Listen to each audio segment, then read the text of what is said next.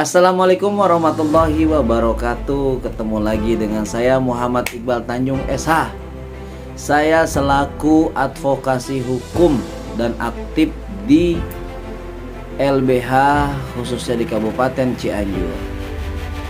Yang pada kali ini kalau nggak salah di part 7 ya. Di part 7 ini saya mencoba membahas terkait ini yang kadang-kadang masyarakat itu suka bingung. Kok tiba-tiba suami saya atau saudara saya atau keluarga saya itu kok dipindahin ke lapas, baik itu dari Polres ataupun dari Polsek. Itu kenapa seperti itu? Nah, di sini saya sedikit ingin menjelaskan terkait proses tersebut, karena mungkin dalam hal ini banyak masyarakat khususnya di Kabupaten Cianjur, umumnya di luar Kabupaten Cianjur, yang memang belum memahami terkait langkah tersebut. Adapun peraturan terkait tahanan atau titipan bahasanya dari Polres ke lembaga masyarakat atau lapas itu diatur dalam peraturan undang-undang di Indonesia, khususnya dalam Undang-Undang Nomor 12 Tahun 1995 tentang pemasyarakatan. Pasal 7 menyebutkan bahwa lapas berfungsi untuk melaksanakan pembinaan narapidana dan tahanan. Kemudian, tahapan titipan adalah tahanan yang belum mendapatkan putusan hukum tetap atau inkraj dan dapat dititip di lapas oleh pihak berwenang seperti kepolisian, kejaksaan, ataupun pengadilan. Di dalam Kitab Undang-Undang Hukum Acara Pidana atau dalam kurung KUHP atau KUHAP, pasal 22 dan 24 mengatur tentang penahanan oleh penyidik, penuntut umum atau hakim, serta kemungkinan penahanan di rutan atau lapas. Kemudian dilanjut dengan pasal 26 menegaskan bahwa tahanan yang belum selesai perkaranya dapat dititipkan ke rutan atau lapas. Kemudian adapun peraturan Menteri Hukum dan Hak Asasi Manusia RI nomor 33 tahun 2015 tentang pengelolaan tahanan mengatur tata cara penerimaan tahanan titipan dari kepolisian, kejaksaan, atau pengadilan ke rutan ataupun ke lapas. Menjelaskan bahwa tahanan yang dititipkan harus dilengkapi dengan dokumen-dokumen pendukung seperti surat perintah penahanan. Nah, ini pun diatur di dalam Peraturan Menteri Hukum dan HAM Republik Indonesia Nomor 6 Tahun 2013 tentang tata cara pelaksanaan pengelolaan rutan dan lapas. Mengatur penerimaan tahanan titipan termasuk ketentuan administratif dan prosedur serah terima tahanan. Setiap tahanan titipan harus melalui pemeriksaan dulu. Pemeriksaan administrasi, pemeriksaan kesehatan, dan pencatatan data. Kerjasama antar lembaga dalam praktiknya tahanan dititip atau dipindahkan dari Polres ke lapas atau rutan berdasarkan koordinasi antara pihak kepolisian, kejaksaan, pihak lapas atau rutan, dengan mempertimbangkan kapasitas lapas dan rutan. Sebenarnya di sini ada syarat penitipan tahanan. Di dalam surat perintah penahanan atau SPP dari penyidik penuntut umum atau pengadilan Kemudian dokumen identitas tahanan. Adapun berita acara penyerahan tahanan, laporan kesehatan tahanan sebelum dipindahkan. Apabila Anda memerlukan informasi yang lebih rinci yang dapat membantu mencari peraturan spesifik atau dokumen terkait lain-lainnya, di sini pun saya telah membuatkan dan saya akan sajikan. Di dalam peraturan tersebut, contoh nih, laporan rinci terkait penyerahan tahanan titipan dari Polres ke Lapas. Seperti apa sih laporan penyerahan tahanan titipan? Yang pertama itu adalah identitas tahanan. Di situ tertera nama tahanan. Yang kedua, jenis kelamin tahanan, laki-laki atau perempuan. Kemudian tempat tinggal, lahir, lokasinya di mana, dan tanggal berapa. Kemudian ada juga data nomor induk atau NIK. Nah, nomornya di situ tertera. Status hukum tahanan pidana yang belum ingkrah, ya, kasus atau perkara atau jenis kasus, contoh ini pencurian atau narkotika atau apapun. Nomor LP, kemudian laporan polisi, kemudian dalam kurung, ya di situ ada nomor LP-nya. Terus poin kedua adalah terkait informasi penahanan. Nah, tempat penahanan sebelumnya itu namanya Polres, ya kan? Di situ tertera tanggal penahanan di Polres, surat perintah penahanan atau nomor surat, tanggal sama surat di situ tertera. Nah, adapun lembaga pemasyarakatan tujuannya lapas mana nih, gitu ya kan? Rutan mana nih yang dipindahkannya? Alasan pemindahannya karena apa? Kapasitas tahanan di Polres itu misalkan telah penuh, menyesuaikan dengan prosedur penanganan tahanan titipan sesuai dengan undang-undang. Yang ketiga, dokumen yang diserahkan adalah dokumen yang diserahkan kepada pihak lapas dan rutan. Itu surat perintah penahanan SPP.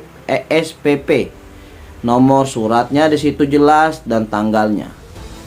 Kemudian berita penyerahan tahanan, nomornya juga jelas, berita acaranya jelas dan tanggalnya pun jelas. Ini secara prosedural. Kemudian ada salinan berkas perkara jika diperlukan. Nomor perkaranya dan tanggalnya di situ juga harus dicantumkan. Dan kemudian kartu identitas tahanan atau KIT, di situ juga ada nomor identitas yang harus dicantumkan. Kemudian laporan pemeriksaan kesehatan. Nah, ini hasil pemeriksaan kesehatan sebelum dipindahkan, ya kan? Itu harus diberikan juga. Yang keempat adalah penyerahan atau kronologi penyerahan. Seperti apa sih kronologi penyerahan? Nah, di sini ada tanggal penyerahan, tanggal berapa penyerahannya, kemudian waktu penyerahannya pun pukul berapa, kemudian pihak yang menyerahkannya siapa, di situ harus jelas. Kemudian nama-nama petugas ketika memang itu dikirim dari Polres itu siapa, jabatannya itu misalkan apa, kasat, tati, atau penyidik, gitu ya kan. Nah, kemudian diterima oleh pihak siapa, nama petugas lapasnya, nah atau rutannya itu siapa, dengan jabatannya apa, misalnya kepala pengamanan lapas, seperti itu. Kemudian proses penyerahan tahanan dijemput oleh petugas lapas atau rutan di Polres. Adapun dengan pemeriksaan administrasi dokumen pemeriksaan kesehatan tahanan dilakukan oleh tenaga medis, biasanya oleh dokpol ya, yang memang suka ada tuh di Polres. Setelah itu serah terima tahanan beserta dokumen-dokumen resminya. Poin kelima adalah terkait kondisi tahanan. Dari hasil pemeriksaan kesehatan, contoh tekanan darah itu 120/80 misalkan. Kemudian suhu tubuhnya itu adalah 36,5 Celcius. Catatan kesehatan lainnya tidak ada keluhan, contoh ya kan, atau sesuai hasil pemeriksaan itu dia dalam keadaan baik-baik saja. Kemudian kondisi psikologisnya itu normal, tidak ada keluhan, bahkan tidak ada kecemasan. Poin ke-6 ini laporan ini dibuat sebagai bentuk dokumentasi serah terima tahanan titipan dari Polres. Nah, ini Polres mana? Cianjur contoh, atau Polres mana gitu ya kan, kepada rutan mana. Nah, prosedur ini dilakukan sesuai dengan peraturan perundang-undangan yang berlaku. Dan ini pun disusun oleh ada nama petugasnya, penyerahannya, jabatannya, atau dari lembaga Polres mana, pemasyarakatannya itu di mana, tanggal berapa. Kemudian semua tahanan itu menandatangani, atau pihak-pihak terkait pun juga ikut menandatangani, atau petugas-petugasnya. Jabatannya juga di situ dicantumi dan ditandatangani oleh para petugas atau pejabat-pejabat di Kapolres untuk menyerahkan ke pihak lapas. Di dalam pihak lapas tersebut juga petugas lapas harus jelas jabatannya, dan kemudian ditandatangani juga serah terima oleh pihak lapas.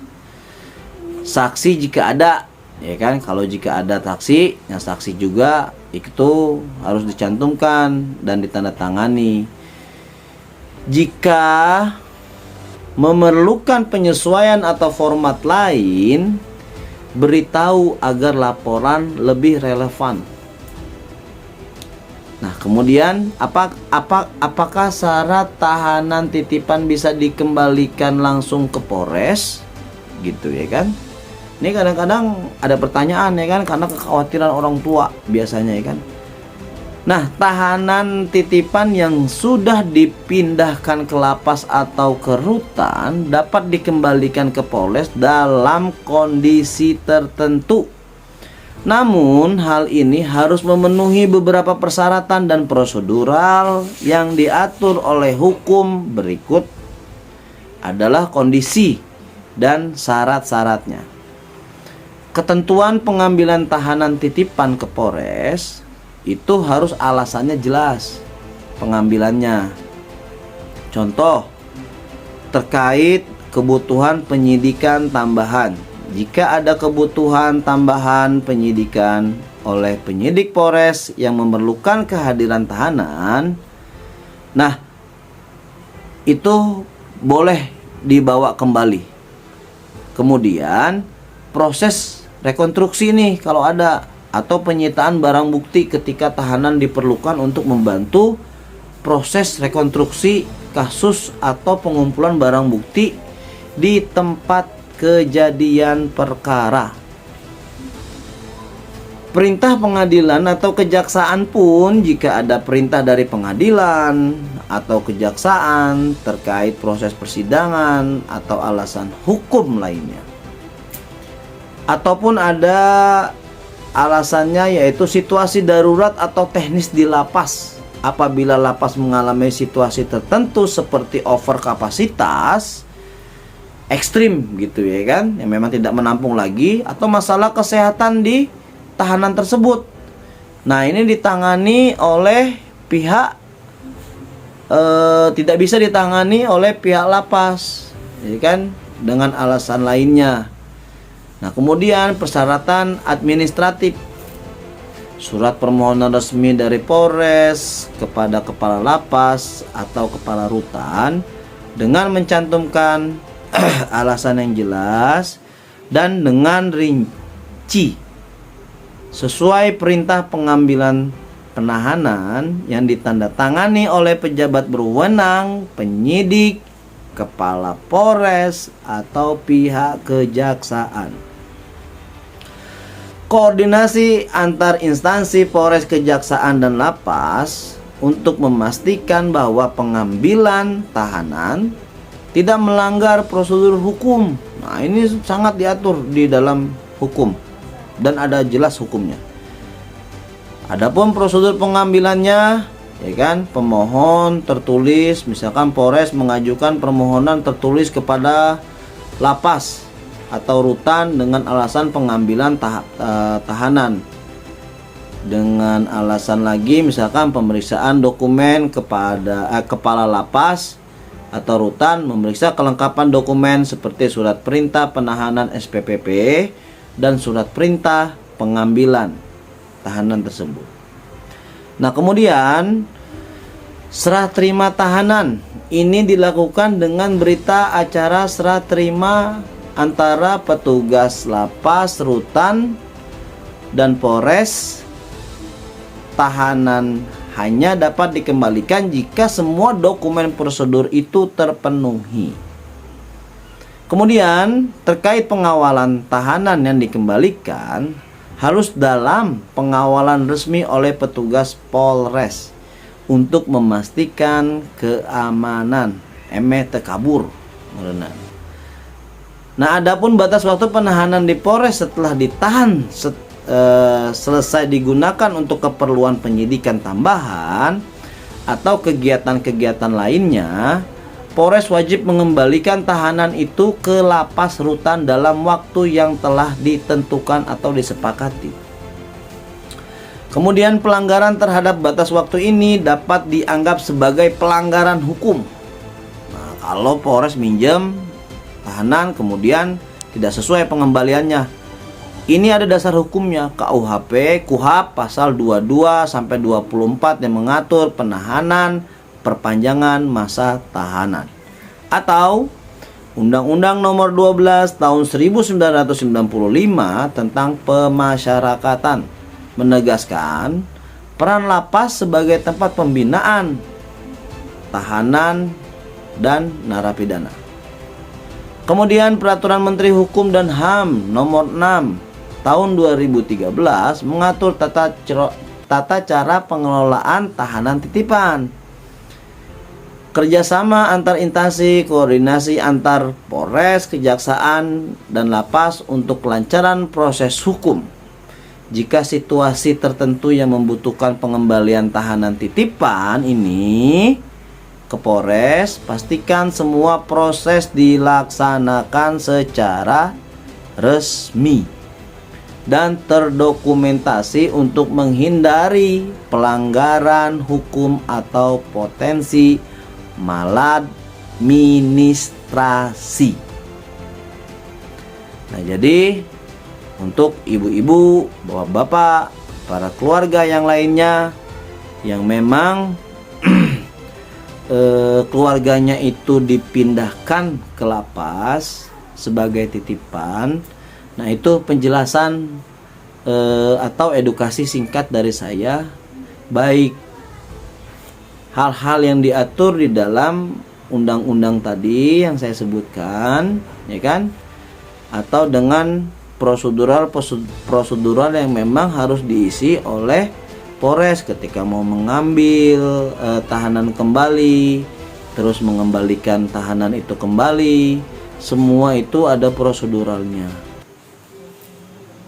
Jadi untuk masyarakat tidak perlu risau ketika memang ada pengalihan tahanan dari Polres ke rutan atau yang kita kenal secara umumnya di LP lah, gitu ya kan. Jadi nggak perlu khawatir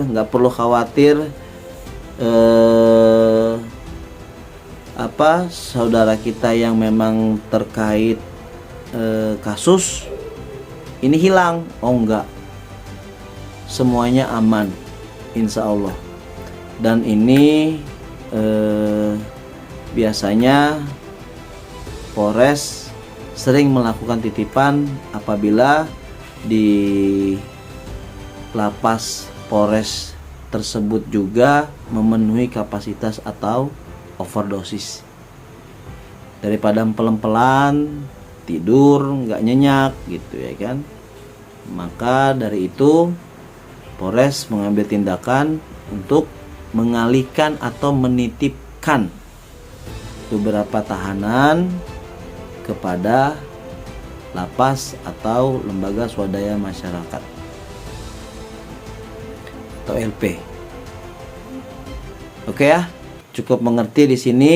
Jadi masyarakat tidak perlu khawatir dan nggak perlu nyari bingung-bingung. Tinggal tanyain aja ke kasat tahtinya di Polres atau ke penyidiknya, keluarga saya ini dipindahkan kemana gitu ya kan, nanti ada penjelasan kok. Jadi adapun nanti proses pembesukan biasanya dari pengalihan tahanan Polres ke lapas itu di dalam aturannya pun diatur 2 minggu setelah tahanan itu masuk ke dalam lapas, baru pihak keluarga bisa menemui atau membesuk. Kalau kecuali kuasa hukum ya, kuasa hukum atau pengacara yang memang ada kepentingan, nah beliau pun bisa langsung koordinasi dengan kepala keamanan lapas terkait mungkin ada apa yang harus ditanyakan kepada kliennya. Nah di situ mungkin ada sedikit kebebasan, bukan kebebasan ya, tapi aturan yang memang dipermudah lah. Dan itu pun ada batasannya, nggak seenaknya gitu. Nah kemudian ketika memang mau membesuk, lapas itu memang menyediakan aplikasi untuk pendaftaran online untuk jenguk. Nah biasanya per satu hari itu lapas atau rutan menerima 50 orang untuk menjenguk keluarganya agar tidak over kapasitas juga. Nah yang masuk ini pun yang diperbolehkan itu hanya 4 orang, tidak lebih dari itu. Oke, cukup sekian kali ini konten dari saya terkait prosedural pemindahan dari Polres ke lapas. Jadi sekali lagi masyarakat tidak perlu khawatir gitu ya kan. Yang penting di sini kita sama-sama mengambil hikmahnya, baik itu keluarga terdakwa ataupun memang siapapun itu yang keluarganya keluarganya terlibat kasus gitu ya kan. Terus nyari-nyari kok di Polres nggak ada ya, kok nggak ada pemberitahuan ya, kok nggak ada begini ya gitu ya kan. Ya tinggal tanyain aja ke penyidiknya atau ke kasat tahti langsung, nanti dijelaskan. Oke, cukup sekian konten saya pada malam hari ini, dan saksikan terus konten-konten saya berikutnya. Semoga edukasi atau konten-konten yang saya berikan ini dapat bermanfaat untuk masyarakat secara menyeluruh agar menjadi amal soleh bagi saya pribadi, kemudian menjadi penyemangat saya untuk tetap mengadvokasi masyarakat atau menjelaskan terkait hal-hal hukum yang memang notaben untuk masyarakat yang awam terhadap hukum. Oke, cukup sekian dari saya. Jangan lupa di subscribe, di like, di komen, dan di share. Saksikan terus konten-konten saya berikutnya. Saya tutup. Wassalamualaikum warahmatullahi wabarakatuh. Cianjur bersih, Cianjur aman, dan Cianjur tetap kondusif. Ya. Bye.